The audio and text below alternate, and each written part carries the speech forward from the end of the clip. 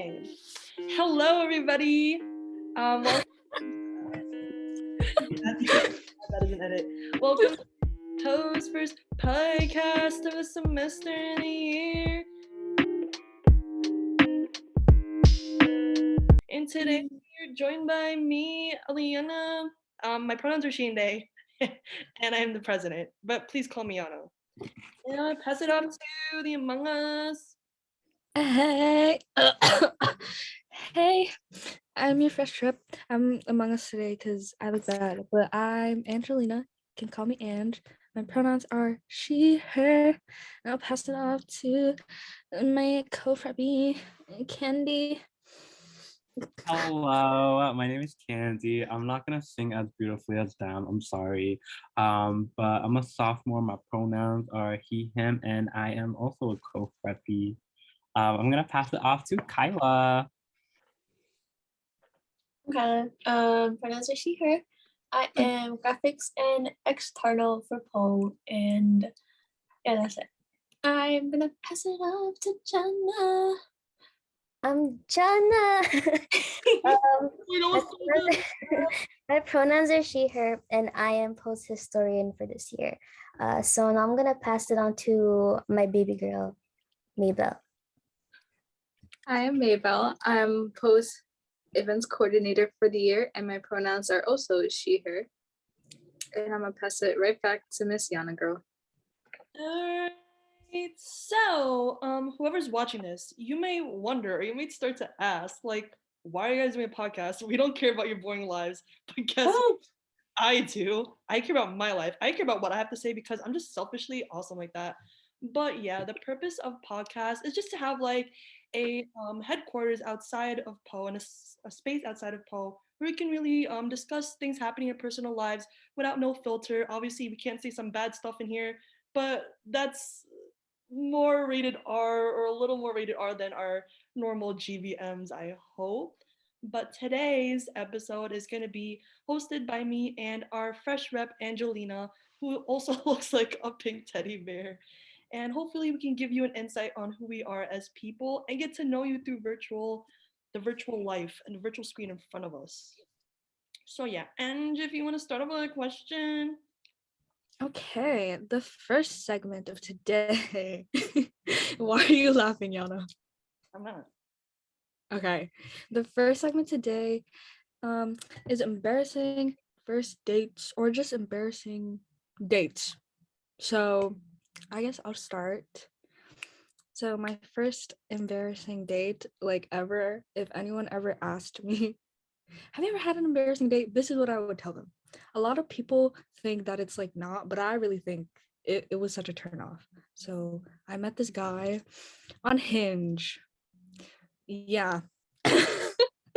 And basically we talked through DMs and he wanted to, go out and eat. And I was like, ooh, free food. I like free food. So we went to get brunch. Or no, yes, breakfast, brunch, whatever. And we went around like Grand Central. We ate at like a diner. And so both of us are both of us are Asian, and we walk into the diner and I noticed that we're the only Asian people in there and it's all just old white people, and I felt like I was gonna get hate crimed. And I turn to him and I'm like, I literally say, I feel like we're about to get hate crime right now. And then he goes, why? Because we're Asian? And I'm like, yeah, do you see any other minorities here? He was like, why? Aren't you 18? And I was like, didn't we already establish that we were both 18?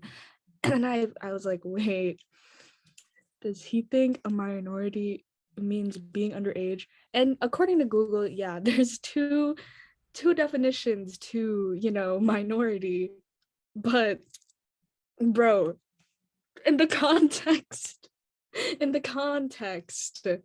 of what I was saying, he really asked me if I was 17, and I was like, I wanted to leave at that point. I didn't say anything back. I didn't care to explain it to him because that was just a lot of work. And I wanted to leave, but I was so hungry. My stomach was grumbling. So I was like, I'm gonna just stay. So we sit down, we order, and as we're waiting for the food, he opens his phone and he's on the sneakers app. Why are you doing this on a date? It was so awkward. He wasn't even making small talk. And I know people be like, and why don't you make the small talk? No, because the man is supposed to do that on a first date. And I don't care if people say, no, the girl should. No, the guy should pay and the guy should make the effort. He was not making the effort, but it was fine. It was fine. I sat through it. I ate the food. It was really good. And he paid for all of it. And then I never talked to him again. And I ghosted him. So that is why I'm never going on a date with anyone from Hinge ever again. There you go, girl. You get that bag, as you should. Yeah. I'm gonna pass it off to Kyla. Hey. Just to start off, I met my boyfriend on Hinge, so Oh, okay. Well, good food for one. You thought. found a good one. So Food for thought. Anyways, my embarrassing first date / date story. Oh man, this was when I was fucking with white cis men. Stop it. Stop. Anyways, so there was this white cis man from. If we're going to wait, he was from sleep. That's all I'm gonna say. He was a finance major. So he was over at my house because I was unwell. So I was like, haha, hi. And he was watching he put on a football game. Put on a football game in my own house, in my home where I live. And then we started hooking up. And then as we were doing things, he was also like, get in, goal. He was like, touchdown. He was like texting his fucking fantasy football chat. And I sat there and I was like, this is fine. As things were happening. And that was a personal note for me. Don't do that. I respect myself more than I did before. Stop. Touchdown. It's giving red flag. It is red flags. And the worst part was when that was done, which honestly did not take that long. Oh. Sorry. He's not gonna listen to this. It's fine. When that was done, I was like, cool. I was like, let me wash my face. And then he was like, bro, I'm not gonna lie, that was awesome. Pound it. That's such And a. then he said that was awesome. And I was like, okay. And then he stayed over for the weekend. I'm so sorry. I know that was a me thing. That I was the problem. I was the villain in that story because I let that happen. And then when I asked him, what was his favorite part of the weekend, he said probably having sex to football. That was bad. That was a rough time. So that's my embarrassing first date. I do not stand by who I was then. I am no longer that woman now. I respect myself a lot more. And I don't fuck with white cis men anymore, especially those who are from upstate New York. That's a red flag. It's growth. It's growth. It is. I'm so proud of you for that. Thank you so much. Yay. Okay. Now I'm gonna pass it on to my big Jhana. Oh, me.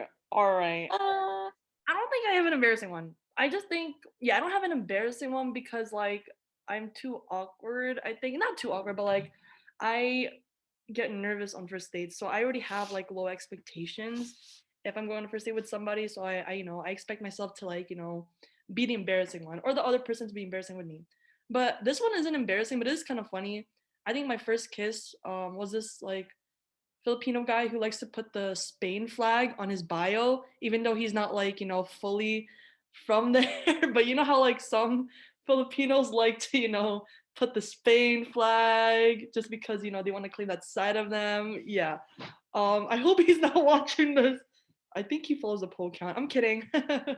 But so yeah, I think he was my first boyfriend in high school. He's really nice, by the way, but I never had my first kiss, and I think I told him that. So like we were on the F train station. It was like sort of windy and cold, and we were on those bum ass seats where like people's butts were on there, and he just decided to kiss me while I was eating. So I think he got a full mouth of my teeth, and I was like, no, it's like this never happened. We're gonna do a redo of our kiss, and it happened. It happened at the beach when you're in the sand, but it was still funny because the sand was blowing everywhere. So like there were sand particles or atoms in my lips, but it was still fine. Like it was romantic. I got the romantic aspect of it. Like it wasn't a beach. It was like a rainy day sort of. Like I love the rain. I think he had the right idea in mind. He just didn't know how to execute it. That's not embarrassing, but it is a really good first kiss story to tell. It's not like that it wasn't bad because I know some people's first kiss stories are bad. So at least I'm grateful that mine isn't. But yeah, that was it. I hope he's not watching. Please. This was a dare. Yeah. Dare boy. Wait, Jhana, how old were you? Oh, I was 16, 17. No, 16. I was 16. I know, I was a baby. Everybody got their fucking first kiss already. It's okay. I don't know. We were the same age, but mine happened in the Primark bathroom. What? I love that. The stall? No, like No, like you not the liars. bathroom. No, like so like it's like the hallway, like like in stores. No. I swear to God. I swear on my life. It was like in the hallway before the bathrooms. You're a liar. Okay, He was like, okay, baby but girl. you know who he is now? You can take a guess who he is now. Bleep. Exactly. Oh. Okay, so Well, okay. It worked. He's worked such a out. romantic. it worked. It worked out. I want to do that now. Hey, what age did everyone get their first kiss? I'm curious. Girl, I'm still 20 and I haven't gotten mine. It's Okay. Oh, Khandy, come here. Okay, listen. Okay, let me It's my giving tea real Kim. quick. Yeah. Candy. So I haven't had any kisses like on the lips, but like I've like kissed and like my straight guy friends have kissed me, but it's just like for fun, But it's not like Like not your actual. yeah. Like romantic. Unfortunately, y'all can change that though. Oh. Just saying. Ah? Just saying. Oh my God, redacted. Ooh. Anyway, Ooh. It's gonna come to you and it's gonna be so romantic. I hope so. I really hope so. But Kenya, I think it's nice that you haven't had your first kiss yet, because like I think at this age people start to like have better expectations or like better standards compared to when we were younger. So I'm glad if anything that you have the chance to make your first kiss or like your first partner, someone you actually really like and someone you connect with. So Yeah. I think it's a blessing, girl. Like I really do. And I'm happy. I'm really happy to see that come soon. Oh, you're so cute. Thanks. Anyway, yeah. So how old were y'all? Oh, Kyla, I you was wanna go like, first? I was like 16, but Nice age. the tea is that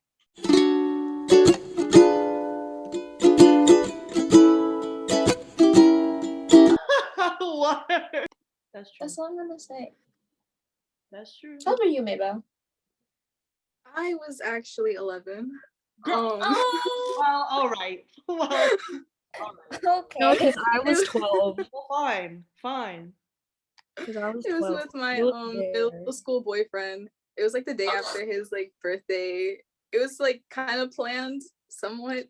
It was nice at the time. Oh, like did y'all text each other like, do you want to kiss? It's very similar. Like you know how middle schoolers be. You want to hug after like gym class.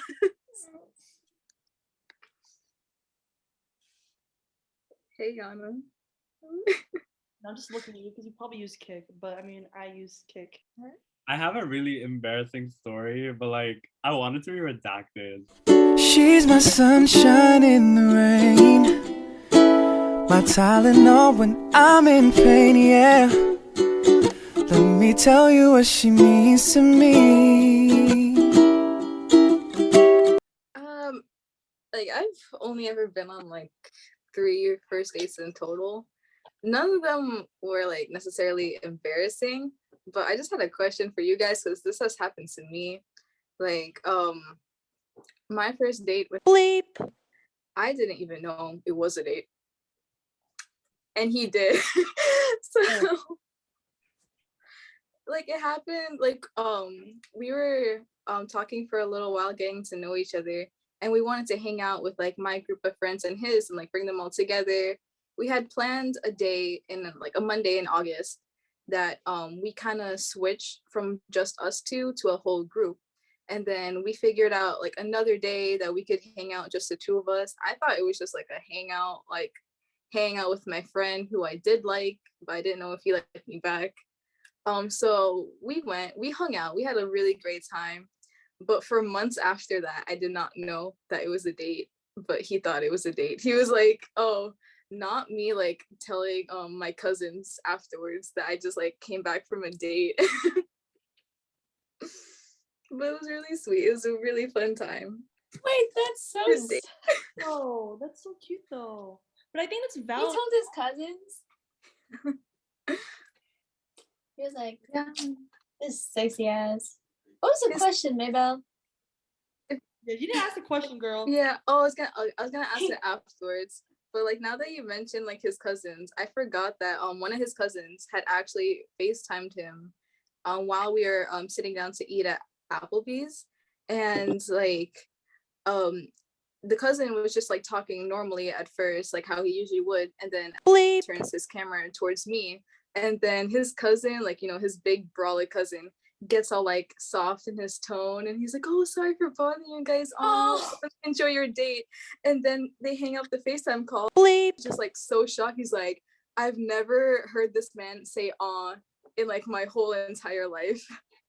Oh, Mabel different. Maybelle is Mabel's different. like the Maybelle had different. Mabel's the Wattpad girl. The that I wanna one be. girl, YN. But Not YN. not YN. So my question was if you guys ever like had a date that you just didn't know was a date. Is that like normal? That's yes, all the time. Yes. No, like when I first start talking to people and we go on a date, I never really know that it's a date because it's like, you know, what if they like find it bad and then they don't want to see me anymore? But I think this one guy I used to talk to, I think we went out for the first time, and I think the next day I was high, and then he FaceTimed me and he was like, oh, so what do you think of the date? And I was like, we went on a date, and I think I don't know what he was expecting. I was like, oh yeah, we went on a date.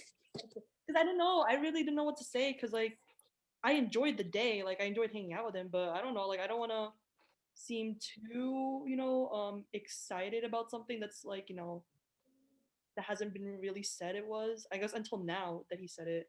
So I was like, okay, we went on a date. Great. It was a Now I chill know that- sesh with the squad. What are you talking about? But we were like out at the city watching it, like the skyline at 2 a.m. That's definitely a nice hangout. That's a nice hangout. That's so cute. But yeah, I just didn't know, because it's like, you know, I would rather wait for somebody to say something than rather embarrass myself. Because what if I just made assumptions and I was like, oh, we went on a date, and they were like, we went on a date? You know, I would be so down bad. I would never date again. But yeah, that's definitely bad. I feel like it's always like that for me, just to make sure I'm not stepping on, you know, what's the phrase? Rocky waters? It's Not just stepping- rocks. So you Just guys stepping don't know on the rocks. phrase. It's just stepping on rock. All right, the same thing. I add another word. Rocks and water are not the same thing. Rocky water makes sense. Not really. Shut up. Is Jhana's embarrassing story that you had your first kiss outside of Okay, it wasn't like, okay, so so in the Primark of the Staten Island Mall, it's like there's a bathroom there, but like no one goes there. So like he really had to use the bathroom, and so did I. So like we went there, and in the hallway, I was standing there waiting for him, and then he came out, and then it just happened. It just happened. Did he wash his And- hands? You made sure he washed his hands, Of right? course. Yes, of course. Yes, of But course. some of them don't do that. Yeah. Talk. You think it was a toilet talk? He was like mentally preparing himself while he's peeing. Like, I'm gonna kiss Jhana. I'm gonna kiss Jhana as soon as he got outside, and when, you know, see, he's like right there. Well, cause like so my thing was it was kind of like opposite from like Maybelle's. So like I guess to him it wasn't a date, but to me it was like yes, first date, even though we were just walking around the mall. So then even though like he didn't really consider, he was like a hangout, you know, first hangout. I was like, in my head, I was like, yeah, this is a date. Because, I've never experienced it before. And then my first experience like sitting down with him was like, like eating like food court, like food. But like I wasn't complaining though. I was so happy. And like Applebee's, like I feel like Applebee's is like that's like the foundation of like first dates as a teenager. And then as you get older, you make more money, start afford it, like you can afford more. So now like, instead of Applebee's, it's like a Biko curry, like you've elevated a little bit. But yeah. So opposite of you, Maybelle, where I thought it was a date, but he didn't. But it still worked out in the end though. The most important part is always how it ends up. Yes, definitely. Hello, for this segment, I am Cookie Monster. So, this next segment and our last segment is going to be a more serious talk, and we're going to talk about self-love, the journey of self-love and healing, and all of that beautiful things. So I will go first. I'm not going to talk a lot because I feel like if I talk about this topic, I'm going to go for like an hour. So I'm going to sum it up. We know. Okay. Damn, bitch. Okay. So, basically, I learned over the years that self-love is an ongoing process, and you will keep learning how to love yourself and learn how to, be comfortable with your own company, every day. Like it's a everyday process, and everything takes time. Even though a lot of people are like, "Oh, like it's taking so long. Like I'll never heal." Like you're healing every day. You learn more about yourself every day, and I think that is such like a beautiful process to go through, because I go by this quote. I didn't make up this quote, but I go by the quote that everything happens for a reason. Because if you think about it, if one bad thing didn't happen, you wouldn't have learned all these things. And if like one good thing happened, you also wouldn't you learn from everything. The last thing I'm going to talk about really quick is the importance of surrounding yourself with positive people. It's like when your parents, or if you ever heard your parents say, "Oh, if your friends jumped off a bridge, would you also jump off a bridge?" Like no, but like you might. Peer pressure is real. Peer pressure is real. Yeah. Honestly, I learned that surrounding yourself around people who won't help you get better mentally, or people who won't check up on you, or be there to bring you up positively, is just not going to do any good for you in the long run. So that's why I learned to surround myself with people who have the same intentions as me, but have the same mindset, I guess, or like will care about me as I care about them, and helping each other grow. And like that goes for relationships and like friendships, but definitely friendships, because friendships last for a very long time. And I think it's just important, like how I have all of Poe, I guess.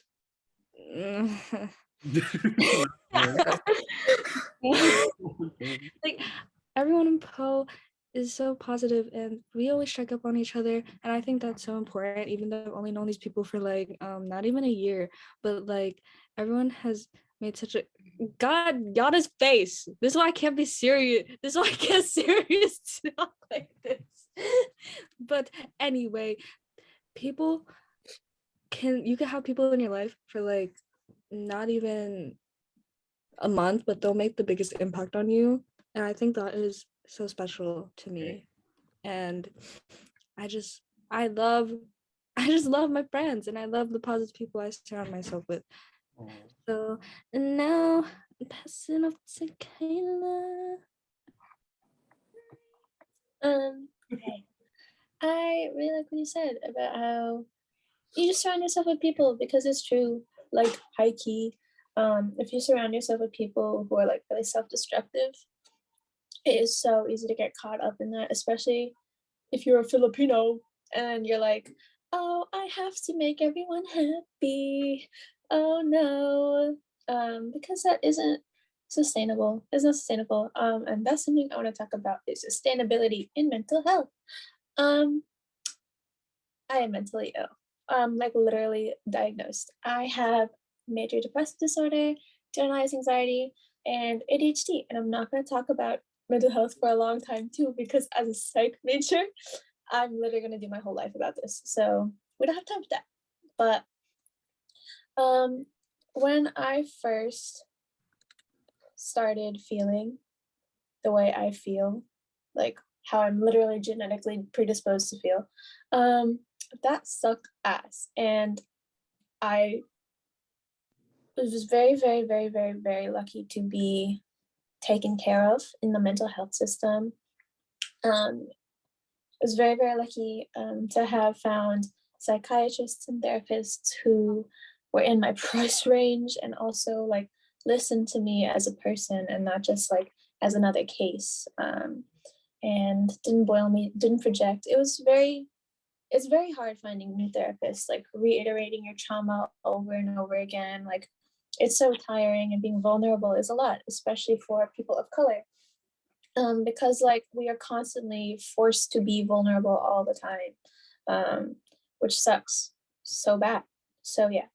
But yeah, I was, before I like got the help that I needed, I was living so unsustainably. I was surrounding myself with people that were self-destructive, partly because I loved them a lot. I love a lot. I love very hard. And I really want people to be okay. But surrounding yourself with people who aren't okay kind of just makes you not feel okay. Especially when it's like affirmations and like manifesting, or when you're constantly with people who manifest bad things and affirm anxious thoughts, you're going to be thinking anxiously. You're going to be creating those habits and those patterns in your brain that like literally train your brain to think negatively. When if you have major depressive disorder and anxiety, you already think that. It exacerbates the problem. It's not good for you. I think one thing I'd like to say is you first. Always you first. If you want to help somebody, you put, like in the plane, if there's a child next to you, you put your mask on first and then you help them, because you really can't help other people if you can't help yourself at all, which is something I'm working on right now. Yes, so I've learned as I have grown older, because I've been diagnosed for a while now. I've been in therapy for almost 6 years. I've been taking medications ever since I was quite young. And changing medications is also a lot. If anyone ever needs to talk to me about medication, I have tried literally everyone: Zoloft, Prozac, Citrulline, everything. So if you want to talk, my DMs are open. But I think I've learned that I've learned to recognize the patterns that you have when you are unwell, and that's not just like a mental illness thing. That's just like a person thing. Like you can start recognizing like, oh, when I start feeling anxious, because anxiety isn't just for people with anxiety. Anxiety is a feeling, and emotions aren't really something that you can control. They're organic. They're out of your sort of control. Like you can control them. That's gonna bite you in the ass. That's giving Nate Jacobs. It's gonna bite you in the ass. You have to feel your feelings. You have to feel your feelings. You have to process them. You can't control yourself. And I think one thing that helps, quote unquote, process is recognizing what your feelings are, like defining your feelings. When you like start feeling really overwhelmed, like realizing that for me at least is anxiety, that is overstimulation. That really helps. And yeah, it's once you recognize those patterns, each cycle you get stronger. Like right now I'm doing unwell. It's the Pisces season. Hello, Pisces season. Which is fine, because high key, if I felt the level of quote unquote unwellness that I do now when I was in high school, I don't think I would have been able to handle it as much as I can now. Because after every cycle you get a little stronger, and it does not get easier. Sometimes it gets worse. Oftentimes it gets worse because it's new, and new is scary, and new is hard to deal with. But at the same time, you have a lot more tools now after you've experienced, like Ange said, like every time you do anything, you learn and you grow. After every like bad experience or like depressive cycle or every spiral, like you come out of that being able to handle the next one with more grace, more empathy for yourself, more forgiveness. Yeah. And I just wanted to finish my little segment with saying that, like, when I first got diagnosed, I was so frustrated because I was like, well, fuck, this is not something I can change. There's no surgery for this, you know, like I can't just be neurotypical. That's not something you can do. I have ADHD. That shit sucks. Everyone is like glorifying ADHD on TikTok now, and that pisses me off because it sucks. I am literally sometimes immobilized. Like, it sucks. It's not great. You don't want ADHD. But they're just facts. Like, when I first got diagnosed, I was like, so this is it. I'm just gonna be fucked up forever. That shit sucks. But they're just facts. They're not condemnations. They're honestly just another part of you that you live with. Like being anemic. That's me. It's just kind of like having brown eyes as opposed to blue eyes. You might want blue eyes, but like, you have brown eyes. And then also you learn to live with what you've got. And I'm not the most religious person, even though I was an altar server for 10 years. But like, I don't know, something about like fate, something about like, if you couldn't handle it, it wouldn't come to you. I think that's very important. And that's something that, even if that doesn't work for you, find what does. Like, find the hope in something, because it exists. You're going to be fine. Everything's going to be fine. And yeah, if you are unwell, if you feel like something's wrong, please get tested. Please talk to somebody. There's always somebody to talk to, even if your parents don't necessarily believe in mental health or anything around that. Talk to me. I can help you. Talk to Hunter College. Hunter College has a lot of, like, a shit ton of resources. Talk to the accessibility office. They're there for you. That's their job. They get paid for that. They literally get paid for that. So yeah. Yay. Thank you, Oliver. I love it. I love it.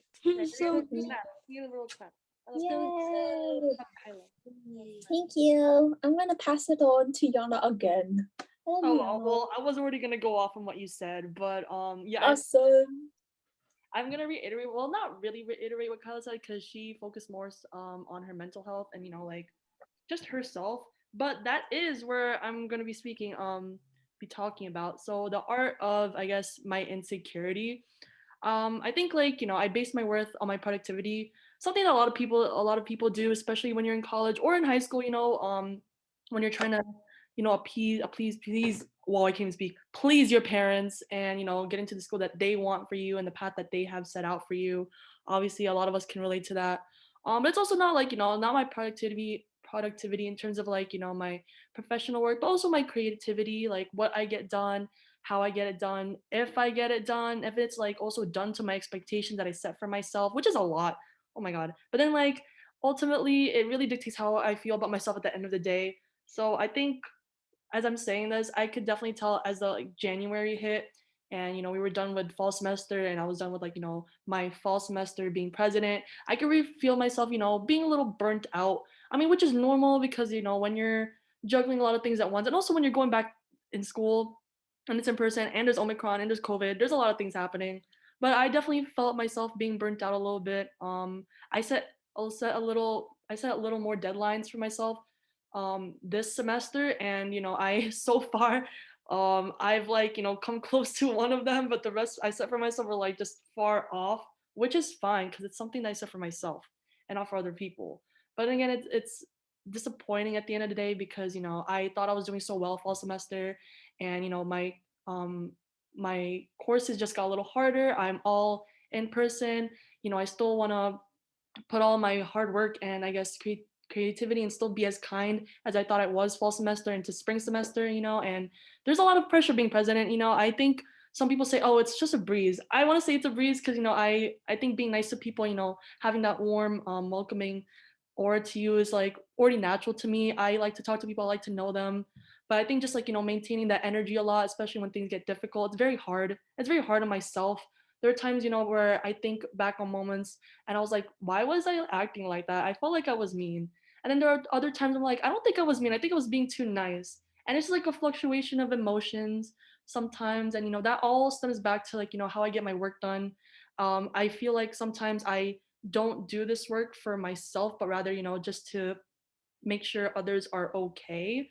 which is which is what my role entails. But I want to do things for myself. I think that's what I'm trying to say. Like if I want to do this podcast, I don't want to do it just for Poe. I just want to do it for myself. Like have an outlet to say things and vent if I need to. I think that's what I'm gonna focus on for the rest of the semester if I can. I think I'm in a little funk right now. It's not too bad. I think I'm just in a funk with how I deal things with work, especially. I think I'm just overwhelmed, but that's okay. This is nothing that I can't handle 100%. But it has made me think about like how I did things when I came into college. Obviously, when you're high school, you have like this um, eyes on you, your whole family. You can't really skip school. I couldn't skip high school because we had security guards. So I was like, okay, I can't skip school. But when I entered my freshman year of college, I was like, yo, I'm out. And that really, yeah, that really made things worse for me. I know, like when I was out of high school, I was like, damn, I'm gonna be a smart ass student. When I came to my freshman year, I flunked English. I was not a star student, and I didn't really start getting my shit until COVID hit, which is so sad because it's like why did it take a pandemic and virtual learning and like losing access to physical connection for me to start actually doing better. I thought that I was always like hands-on. I think I'm still a hands-on learner and like talking to people and networking. I know I definitely am, but it sucks that it took a really devastating thing for me to start getting better, and I feel myself slipping from that progress, but which is okay because progress isn't always linear, so I have to keep that in mind. And I think when it comes to like how I put standards on myself, I have to take it easy because life is busy, life is hard. And also I shouldn't be putting expectations or pressure on myself because not everybody has their shit together. So that's one thing I have to keep in mind, that I'm not the only one going through it. There are other people going through it as well. And if they can go through it and then they can survive out of it, then I can too. So that's my art of insecurity and how I'll get through this semester. And I can. I will. I'm putting my foot down. Woo! And speak it into existence. Into existence. By the way, you are a very good president. Thank I you. agree. You are a very good president. I think you are doing really great.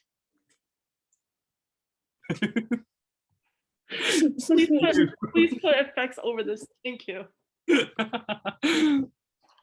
Thank you. No, really, thank you. Okay.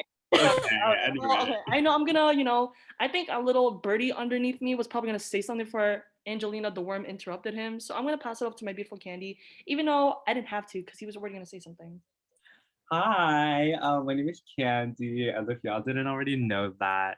Jhana, I just want to respond to you in your little segment. I just want to say that like I'm really happy that you're kind of like acknowledging like I guess like the normalization of just like being human. I feel like I see like a lot of people kind of just like pushing themselves to like very unrealistic boundaries and kind of just like hurting themselves in that process.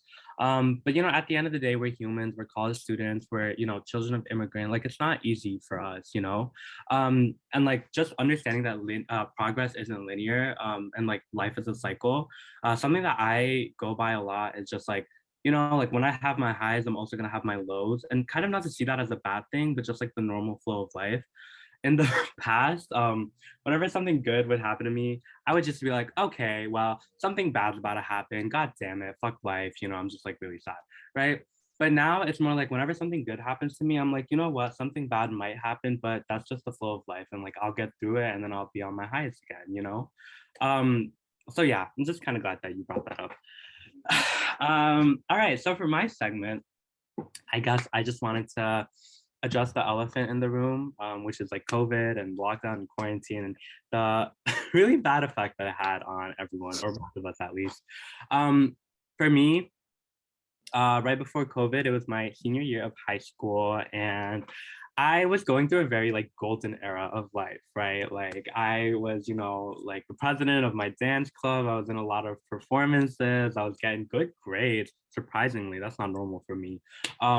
I was making a lot of new friends. I was, like I was losing weight too. Like I was fit. I was like, damn, it was a really good time. And then out of nowhere, COVID hits us like a fucking truck, right?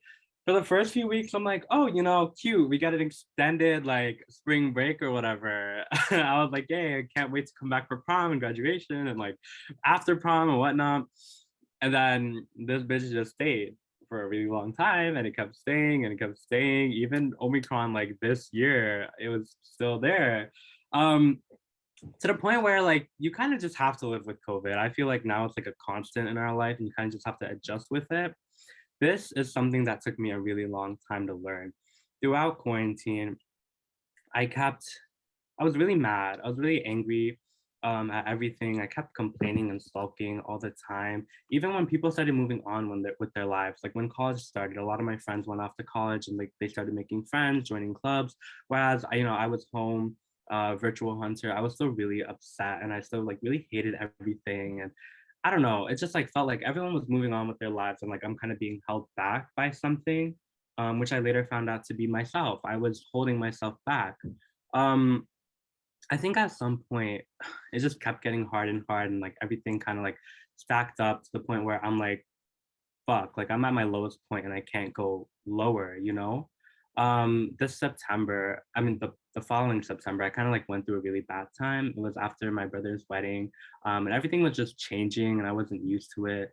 I'd also like lost, I guess, like one of my good friends, which was like it was really hard. And I was just not happy with my life. But then one of my best friends kind of talked to me, and she was like, this is one of my friends that like is not afraid to like be harsh when, I need that. And she was like, Khandy, like you have been in this state where like you've just been, kind of like complaining and holding yourself back. But at some point you kind of just have to get up and you have to change things and like make them the way you want it. Right. And I was like, damn, you know what? You're right. And like, I don't know what went into me, but I was like, yeah, I'm just tired. I feel like change is constant and you just kind of have to get used to it, and do things for yourself. So I tell the story like a lot, but that's when, like I started trying to like talk to people in Hunter actively and like trying to like make friends and stuff. That's also where I met Poe, which changed my life for the better, thank God. And it was just, like I felt like quarantine, it really had an effect in terms of self-love. There was no self-love during quarantine. I hated myself and I hated everything around me. And I feel like a big part of self-love, or trying to love yourself at least, is getting up and like being like, Khandy, you deserve better than what you're getting right now. Like you have to get up and like try, right? Whether that be taking myself on dates and like enjoying my own company, making friends in Poe and in Hunter in general, just like kind of like trusting my support system, meditating, going to the gym, all that jazz. And like it eventually helped me a lot. I feel like usually self-love is the answer to a lot of things, but it's a lot easier said than done. Like a lot of people don't really know how to get there. But for me, it was mostly just like kind of like trusting my friends, talking to them, trusting myself, and like, I don't know, I guess like, doing things that I love that like really helped me. And I know a lot of people say that, but like, trust me, it really works. So yeah, I guess, I don't know, just to tie all this together, if you guys are ever in like a really like low place, make sure that you use the resources that are there for you. Make sure you talk to your friends. Make sure, you give yourself some time and really get to know yourself. And I guess the biggest thing would be like, if you feel like you are complaining about everything around you, but there are things that you control and that you can change, then go out and change them and make a better environment for you. Because trust me, it makes all the difference. And I've like accepted now that change is constant. And like, if there's a whole nother pandemic on our way, God, I hope not. But if there is, I think I'll be ready this time. Mentally, I don't know about, but mentally, I'll be okay. Anyway, I'm gonna pass it off to Maybelle now. That was beautiful to me. So hopefully we still have the time, but I've been listening to what all of you beautiful people have been saying, and I've been like keeping like mental notes because so many of you have made such good and valid points. If we have time, Worm, if you have to cut this out, it's fine. I can't look at you, Ange, because people will be like talking about something serious, and I'm like looking at them, paying attention, and I look at Ange, and I just lose it sometimes. But I'll start off with you, Ange. Okay. What you were saying about like healing, yes, like other people have mentioned this too. Healing is not linear. And I think that's a very like important thing for people to remember always, is like you're in like the process of healing, and like one day you'll be good, but the next like you may feel like you've taken a couple steps back, and then you get so like frustrated and you feel like you aren't making any progress, but you are making progress. Like healing is not linear by any means. Some days you're up, some days you're down, but you're getting through every single day. And like that's a victory in itself. And for Kyla, I know you're eating right now, but I know you're listening. Kyla, while you were talking, I was just thinking that you are one of the most brightest and most beautiful souls I have ever met in my life. And I think everyone on eBoard and Poe can agree to that. And like, you've been through a lot in your life, and you're still continuing to go through a lot, but you do everything with like such a smile on your face. You're still there for the people that you love. And it makes me so happy to know for a fact that you are loved. You're loved by Poe, by eBoard, your boyfriend, hi Francisco, your roommates, your family. Hello. I just wanted to tell you that, like, I'm literally gonna cry. I always cry on our fucking Zooms. Stop. No, don't tell Jhana. She's gonna start vacuuming.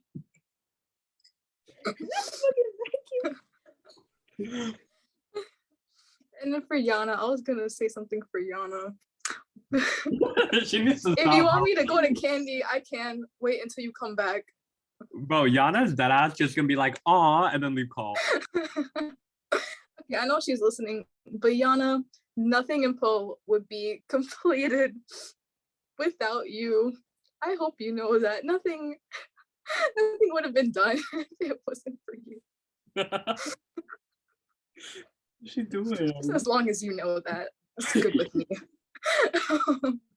And Khandy, like, I'm there with you. Like, I was thinking, like, when they told us that we were having 2 weeks of school, I was literally texting my group of friends to be like, hey, parties, da da da, just for us to like continuously be on lockdown, all these like hindrances to have like social human connections. And like 2020 was definitely for a lot of people, including me. I just felt like, as you were, like, so much change was happening, and like you feel like a loss of control that you're just trying to gain back. And it was a really, really tough time, but you grow to learn that that growth doesn't come in comfort. It's like growth only comes when you enter in a period of discomfort, where you have to like really reflect and like look back at your life and look back at yourself. And I think you realize that, and that was a really like beautiful thing to learn, because you're a beautiful person, Kendiker. Don't make me cry. This is giving like Maybelle, you gassed us up. I remember this. I remember Yeah, before I tell you to shut up. I remember this before you tell me to shut up. because this is giving like post end of year Poe from last year, and I sent all of eBoard like a paragraph and novel of how amazing they are. Whoa. I remember that. What a loser. I've been talking for a long while. I'm so sorry, but now I'm gonna get back to what I was originally gonna say. I won't take long, I promise. But my little segment is gonna be about self-worth and about the time, like a time period where I just really like disrespected myself, and why that's not good. So back in high school, like towards the end of high school, like senior year, I was in this relationship, and certain things would take place that I ended up learning like months and months after, that it wasn't normal. It wasn't normal for a healthy relationship, and it shouldn't have happened. But I continuously, emphasis on continuously, kept allowing that to enter into my life in the hopes of things would change. And I got really lost in that relationship. I felt like I was losing my identity in it. And also, as an effect, I lost my self-worth. And I'm looking back to my notes, I'm so sorry. Like, it took a long while to understand and acknowledge that those things should not have happened and that it wasn't right. And I shouldn't ever have to go through that again. And I think it's like just very important to never compromise your self-worth just to make people stay. And that goes like both in relationships and in friendships, because the way people feel about you will show, and then the way they act. And, you know, you can try to be resilient because you love them and you can try to stay. But, you know, if they're not changing the way they act, you know, you have to have that self-respect for yourself and like know that you deserve better. And that's my little 2 cents on self-love. Keep your self-worth, guys, because you are worth it. Don't forget that for no one. Period. Okay, before we pass it off to John, because like, you know, there's like more minutes. Angelina, cut this part out, what I'm saying. Well, that part where I mentioned about the 8 minutes part, but don't cut this part out now. But I do want to say I do want to go off from what Maybelle said. I see a lot of self-love in Maybelle. Like, I know she might think, you know, she posts a lot of like sad things on her Instagram stories, which I keep all the time. But like, I feel like doing something like that, like posting on your Instagram story about a post that, you know, that has like the phrase, oh, like, why didn't this person do this, I did this for them. I think that's very, you know, indicating that, like, indicates a lot of like how you think about yourself and what you deserve, you know, things like that, like things, self reminders that you post on your stories. I see them all the time, girl. And, you know, like, and your TikToks too, about how like you love your you loved how cut this message. I was gonna say all right about about how you love. There you go. About how you love, and like you love so hard. I think, like, you know, it's when people are insecure about themselves, they don't show a lot of love to themselves. They don't show a lot of, like, you know, respect to themselves, but they do show all of that to the people that they love. And then, although it is a beautiful thing, I would love to see that more from everybody else here. And but like, don't get me wrong, I think you're doing great, Maybelle. I think you're doing great in that field. You're doing great in that department. I see a lot of, you know, I see a girl who has, like, you know, such a high regard for herself, who knows what, you know, she deserves and wants, and she's surrounded by people who love her and are willing to give her that. So I'm really proud of you. You come such a long way from when I knew you. And when you said those paragraphs last year, and how, you know, you were a little hesitant to be during elections and be, you know, EC, and right now you're here. So I really couldn't be any more prouder of you. I had to say that because you were like talking, you were going on a tangent about this, and I was like, wait a minute, self-love? My girl Mabel got that. What do you mean? So good. Mabel, June, July, about to cry. So true. Thank you, Maybelle. Okay. And like, Maybelle, I love you. Whatever you said, amazing. whatever. No, I'm happy for you. Whatever you said. You said, I'm happy for you. Sorry that happened to you. Sorry that happened to you, girl. Anyway. I'm real sorry for Jhana to speak now, though. Yeah. Your self-worth is evident. And I think definitely as you grow, it'll develop. And then we're going to see bad booty bitch Maybelle. So excited for her. We're in our 20s, and like we're still in our late 10s. There's a lot of time. We have a lot of time. Yeah. Okay, I'm sorry, Jhana. You with stank face. Okay. What do you mean stank face? I didn't know stank face. Kidding. Okay, well, anyway, before I go on with what I want to say, I just want to say that to everyone on my screen right now, all 5 of you, I'm so like deeply proud of you guys. Because self-love is, I feel like it's such a difficult journey, and obviously it's never a consistent journey. It comes in waves. There are good days, there are bad days. It's never gonna be the same. It's never gonna be easy. But to know that we're all sitting here together on Zoom and we're still here in 2022 and now we're here together, just all should really be proud of ourselves for making it this far. So I'm just gonna ignore Yana laughing. But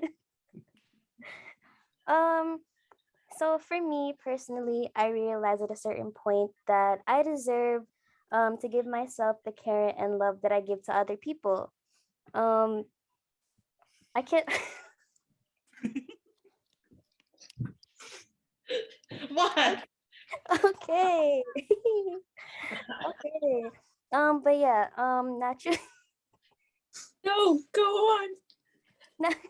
Laughing is a part of self-love. You're right. You're right. So naturally, I found myself to be a very nurturing person, and I definitely have found myself to put others first. So especially when it comes to eating, I always make sure that the people that I'm with that they always eat first before I do, because I want to make sure that everyone is able to eat, right? But as time went on, I realized that that does more damage to myself than I realized it does. So I started putting that energy to myself because I deserve to treat myself too sometimes. I deserve to put myself first. To add on to what Yana said earlier, self-criticism is really difficult to overcome. I'm definitely dealing with that a lot now. Last semester, I went from working 40 hours a week with being a full-time student, and now because I'm in person, like the whole 5 days of school, I only work 18 hours a week. So that transition is definitely hard to um to get used to because you're so used to working like all these days, and you're so used to the constant hustle, and now you're limited to just these 18 hours of work every week. So I definitely found myself feeling guilty. I felt that like, oh, I'm not doing as much work as I want to, or I'm not giving as much work that I can give to my job. So I definitely started feeling guilty, and I didn't really feel like I was justified to feel tired at the end of like my weekend shift. But even though like other people are more hardworking or equally as hardworking, like there comes a point where you have to also sit down with yourself and say, hey, it's okay to be tired, it's okay to take a break, because you know your hard work isn't invalidated. You are so valid. And to add on to what Kyla said, putting yourself first and taking care of yourself allows you to be there for others at your greatest potential. Because think about, if you're not there for yourself and you're in the lows, how can you effectively help somebody who also needs that help if you aren't in the same mindset yourself. Divine timing. Like as I got older, I really got in tune with my angel number and what the universe has been trying to tell me ever since 8th grade. I saw 444 consistently, and even I still see it now consistently. Whenever like I'm in a situation and I know I need to see something, I always see that number, and it always gives me that sense of like reassurance that I know that I'm on the right path. The universe has a plan for all of us. So trust in it, believe in it. Everyone has a different timeline. It's not going to happen at the same time for all of us, but we're all going to get to the point where we want to be. You know, just like what Anne said earlier, everything happens for a reason. Everything that we go through, everything that happens to us, it's preparing us, for the growth and success that we're going to achieve in the future. And I'm surprised I was able to say all that while looking at Yana laughing the whole time.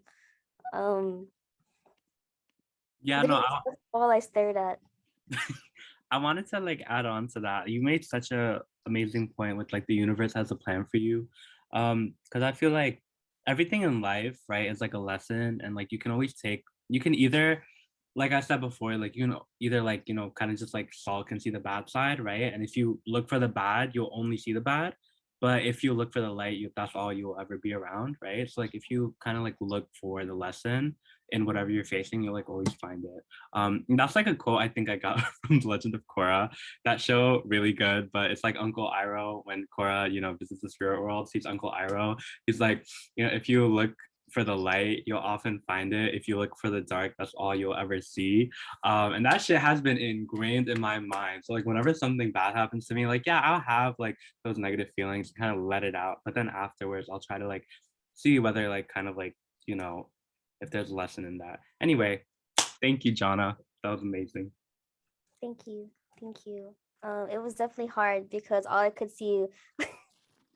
Okay, okay. Why you laugh like that? It's giving evil witch. Okay. You just said okay. Like that's so much better fighting back. All right. Although is no one gonna talk about her green mustache? Like, anyway. No, because I wanted to mention when she went into that dark hallway, it like glowed in the dark. It's giving Billie Eyelash. What the heck? No. Joke is over. The joke is over. All right. Okay. Oh. Just kidding. I love you and I love myself. Ain't that right, Ange? Let's take it away. The silence was deafening. All right. Well, before I pass it off to my beautiful Ange, I do want to say that everybody here, my beautiful e-board, they had a lot of things to say. And some of them, you know, were real vulnerable. Some of them were, you know, laughing at me like Jhana and couldn't formulate a proper sentence. But, you know, all in all, I hate you guys. Like, what a burning passion. I'm just kidding. I do You gotta include that because we talked all this whole time about loving each other. Let me and talk. You don't say this. All right. We literally talked about surrounding yourself with positive people. Wait, let me finish. I hate you guys. What a burning passion that I want to love you. I think that makes sense. I really hope you guys enjoyed this POHcast episode 1. Many to come. I'm really proud of all of five. 1, 2, 3, 4, 5. There's like 6? 6 in here. There's 6 of us here. I'm proud of all 6 of us. I really hope you guys enjoyed us being a little vulnerable and just talking, and hopefully you guys related or could resonate. This filter is so funny. But yeah. Stay tuned for the next episode. And if you guys have any, you know, requests that you guys want us to talk about, our DMs are open. Like, comment, subscribe, and follow our Instagram. Ooh. Okay. Thanks. Bye. Bye. Bye. See you guys next month. Like a tall glass of lemonade when it's burning hot on summer days.